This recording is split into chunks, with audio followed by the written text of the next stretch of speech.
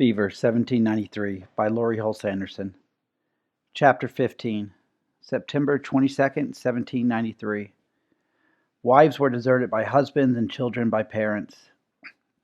The chambers of diseases were deserted, and the sick left to die of negligence. None could be found to remove the lifeless bodies. Their remains suffered to decay by piecemeal, filled the air with deadly exhalations, and added tenfold to the devastation. Charles Brockden Brown, Arthur Mervyn, or Memoirs of the Year 1793. For long days and nights, stories flew over my head as I slept in my narrow bed at Bush Hill. Nurses and doctors, weeping relatives, and volunteers from the Free African Society whispered their sorrows. They echoed around the beautiful hall with the glittering chandelier. They told of a small child found huddled around the body of her dead mother. As volunteers placed the mother in a coffin, the child had cried out, "Why are you putting Mama in that box?" They had to turn the child over to a neighbor and take the mother away for burial. They told of the dying man who pulled himself to the window of his bedchamber and begged people to bring him a drink of water. Many passed by, hurrying away from the sound of his voice, until a brave soul entered the house to help him. They told of thieves who crept in and stole jewelry off the dead and dying. They told of good people who refused to take any money for helping strangers, even though they themselves were poor and near destitute. They told of the mighty who had fallen ill, Secretary of the Treasury Alexander Hamilton and Dr. Rush himself. Both had recovered, though Dr. Rush's sister had died. Hamilton had fled the city. They told of terror, patients who had tried to jump out of windows when the fever robbed their reason, screams that pierced the night, people who were buried alive, parents praying to die after burying all their children. I laid my pillow over my head to protect myself from visions of the dead, but I could not breathe. No one told stories of a painter's assistant named Nathaniel or a cook named Eliza. No one told of my mother. A breeze stirred through the window, and the crystals of the chandelier struck a gentle chord. The voices faded. On the 10th morning, I was visited by a French doctor, Dr. Devise. He did not carry a lancet or bowl. He seemed most concerned with the color of my eyes and tongue and the temper of my pulse. He grunted with satisfaction.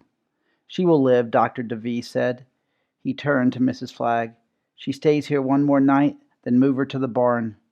"You have the hunger?" he asked me. "Yes," I answered. "I am famished." "Feed this girl," he said with a smile. "It is good to see a patient who eats." He patted my hand and moved on. Excuse me, please," I called after him. What would happen to me? Did we have to walk to Gwynedd? How could we get home?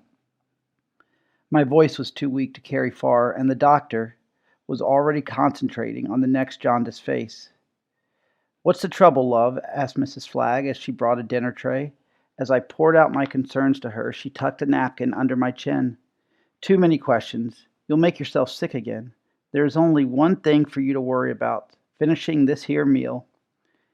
You won't be leaving here for a few days at least. You can't solve tomorrow's problems today, but you can put some meat on those skinny bones." I nodded and dug into my supper. It didn't take long to finish the small portion of mutton and bread. When it was gone, Mrs. Flagg handed me a bowl of rice and boiled prunes. "It's got a wee bit of sugar on it," she whispered. "Young ladies need something sweet.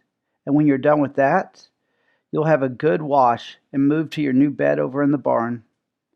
The barn wasn't at all what I had imagined. The faint smell of manure was everywhere, but the walls were whitewashed and the dirt floor swept clean. The oak door stood open to let the sunshine in, and whatever breeze there was.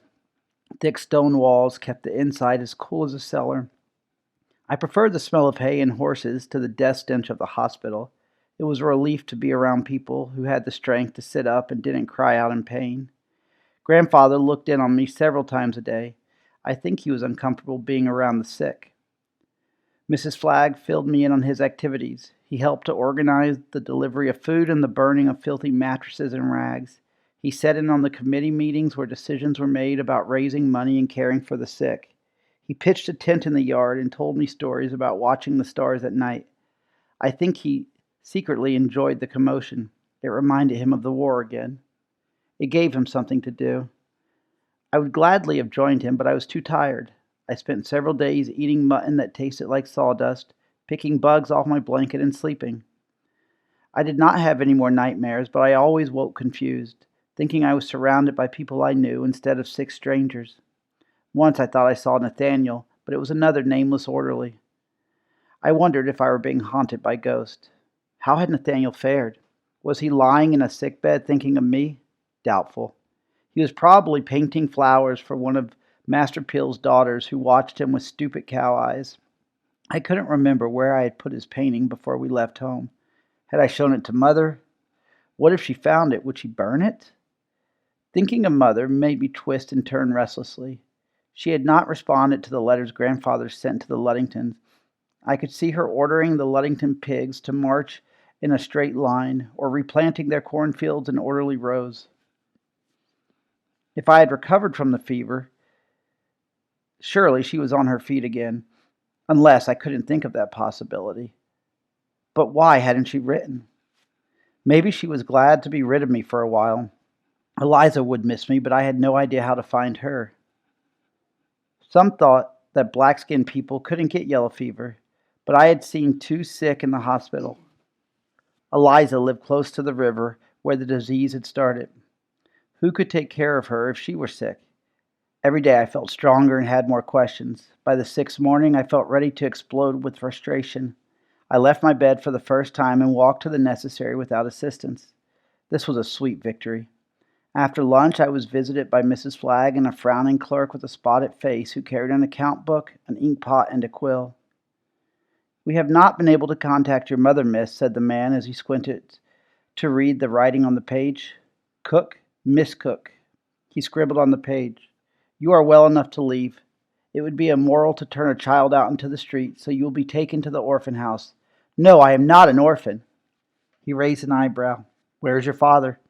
"He died years ago." "Your mother was ill, according to Mrs. Flagg, but you do not know her whereabouts." "She was sick, but I'm sure she's better now. She's at home, the Cook Coffee House, if you will just send me there." "Other relatives?" Mrs. Flagg interrupted. "Mattie is the granddaughter of Captain William, the gentleman who has been such a help in the kitchen. I'll fetch him now. He has been waiting for the doctor to release her." The clerk did not look pleased that I had a living relative. His heart was set on sending me to the orphan house. I could tell. His pen scratched along the page. He blew on it to dry the ink, then closed the book and folded his glasses. He opened his mouth once to say something, but closed it again. He looked like a toad. Mrs. Flagg returned with Grandfather in tow. His face was bright red and his shirt was stained, but I thought he looked as handsome as ever. "What's this I hear of you being ready to go back into battle?" Grandfather asked. The toady clerk answered for me. "Patients who have recovered enough to walk on their own must be discharged, sir. Provisions can be made to send this child to the orphan house if you prefer." I squeaked to protest. "I am not a child." "She can stay in the orphan house until her mother is found." "If she is found," the clerk amended. "She would be cared for quite well, sir. I can assure you of that. Life will be difficult for us until all these dark times are over. The orphan house may be the safest place for her." Grandfather puffed up his chest and crossed his arms. "No kid of mine goes to an orphan house, not as long as I have breath in my body. Your recommendation is insulting, sir.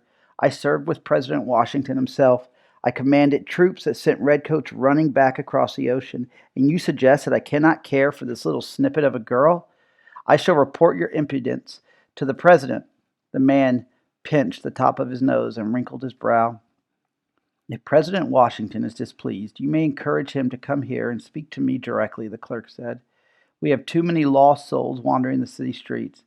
I wouldn't want to see this girl join them. But you need not listen to me. My work is done. There is a wagon going into the city tomorrow. You may ride along." He gave Grandfather the smallest of nods, gathered his supplies, and hopped off. "Foolish, meddling nitwit," grumbled Grandfather. He would have said more, but just then he broke into a fit of coughing. He pulled at his collar and gasped for air. Mrs. Flagg pushed him down to sit on my bed, and I pounded his back in alarm. When the fit passed, he sat motionless for a moment, then opened his eyes. "Look at the two of you," he laughed. "What, did you expect me to expire right here? No such luck. I've got a girl to care for, and," he lifted Mrs. Flagg's hand to his lips, "a lady whom I promised to take to a ball one day. Mrs. Flagg dissolved into giggles that reminded me of the Ogilvy sisters.